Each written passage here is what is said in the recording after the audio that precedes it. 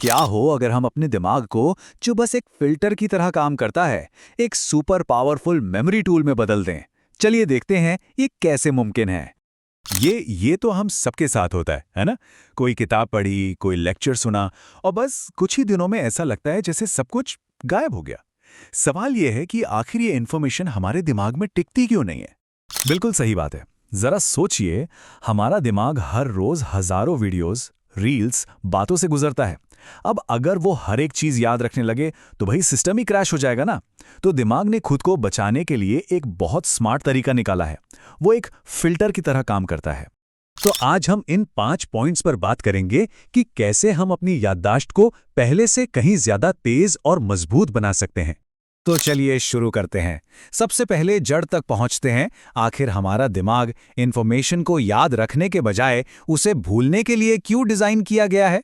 तो देखिए, दिमाग का भूलना कोई कमी नहीं है, बल्कि ये तो उसकी सबसे बड़ी ताकत है। वो रोजाना की जो गैर जरूरी जानकारी होती है ना, उसे स्पैम की तरह पहचानता है और डिलीट कर देता है, ताकि जरूरी चीजों के लिए जगह बनी रहे। ये दिमाग का अपना सर्वाइवल मैकेनिज्म है, ठीक है, तो अब जब हम प्रॉब्लम समझ गए हैं तो सोल्यूशन क्या है? देखिए, दिमाग से लड़ने की जगह आइए सीखते हैं कि उसके साथ मिलकर कैसे काम किया जाए।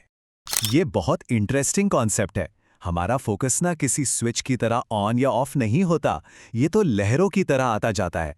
कभी देखा है, घंटों पढ़ना बिल्कुल आसान लगता है और कभी-कभी 10 मिनट बैठना भी मुश्किल हो जाता है। बस अपनी एनर्जी की इन लहरों को पहचानना ही पहला कदम है। इसी को कहते हैं पोमोडोरो टेक्निक। ये दिमाग के लिए समझ लीजिए एक तरह का वर्कआउट रूटीन है। 25 मिनट का इंटेंस फोकस और फिर 5 मिनट का छोटा सा ब्रेक। जब दिमाग सिग्नल दे कि वो थक रहा है तो उसे ब्रेक दीजिए। जबरदस्ती करने से कोई फायदा नहीं, उल्टा नुकसान ही होता है। इस तरीके से जो भी हम सीखते हैं वो ज्यादा देर तक याद रहता है। ओके, तो अब बात करते हैं कुछ साइंटिफिक तरीकों की, जो असल में दिमाग के अंदर जाकर हमारी मेमोरी के कनेक्शंस को और भी ज्यादा मजबूत बनाते हैं। एक सवाल है, जब हम कुछ याद करने की कोशिश करते हैं तो क्या करते हैं? सिर्फ पन्ने पलटते रहते हैं या दिमाग पर थोड़ा जोर डालते हैं? इन दोनों में जमीन आसमान का फर्क है।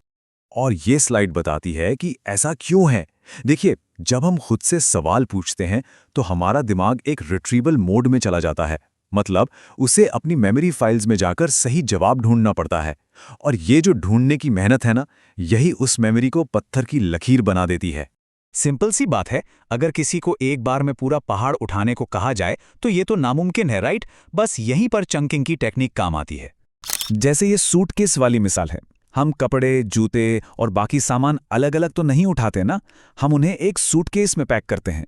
बिल्कुल वैसे ही हमारा दिमाग भी बड़ी जानकारी को पहले छोटे छोटे हिस्सों में तोड़ता है और फिर उन सबको मिलाकर एक बड़ा चंक बना लेता है, जिसे याद रखना बहुत आसान हो जाता है। चलिए अब एक और बड़ी मजेदार टेक्निक देखते हैं कि कैसे हम अपने एक से ज्यादा सेंसेस का इस्तेमाल करके अपनी याददाश्त को कई गुना बढ़ा सकते हैं। देखिए, हमारी आंखें और कान सीखने के लिए सबसे पावरफुल टूल्स हैं, पर असली मैजिक तब होता है जब हम इनके साथ अपने हाथों, मतलब टच की पावर को भी जोड़ देते हैं। जितने ज्यादा सेंसेस इन्वॉल्व होंगे, मेमोरी उतनी ही गहरी बनेगी। ये एक बहुत ही सिंपल पर उतना ही असरदार मंत्र है। किसी भी चीज को सिर्फ पढ़े मत, उसकी एक तस्वीर दिमाग में बनाइए, उसे बोलकर सुनिए और फिर उसे अपने हाथ से लिखिए। जब ये तीनों चीजें एक साथ होती है ना, तो वो जानकारी दिमाग में हमेशा के लिए छप जाती है। और आखिर में बात करते हैं उस चीज की जिसे हम सबसे ज्यादा नजरअंदाज करते हैं, लेकिन सच तो ये है कि इसके बिना मजबूत याददाश्त बनाना नामुमकिन है, और वो है आराम, नींद और थोड़ी सी कसरत। ये लाइन बहुत जरूरी है। देखिए, लगातार घंटों पढ़ने से दिमाग थक जाता है और वो नई जानकारी को स्टोर करना बंद कर देता है। छोटे छोटे ब्रेक्स हमारे ध्यान को रिचार्ज करते हैं और सीखी हुई चीजों को दिमाग में जमने का, मतलब कंसोलिडेट होने का मौका देते हैं।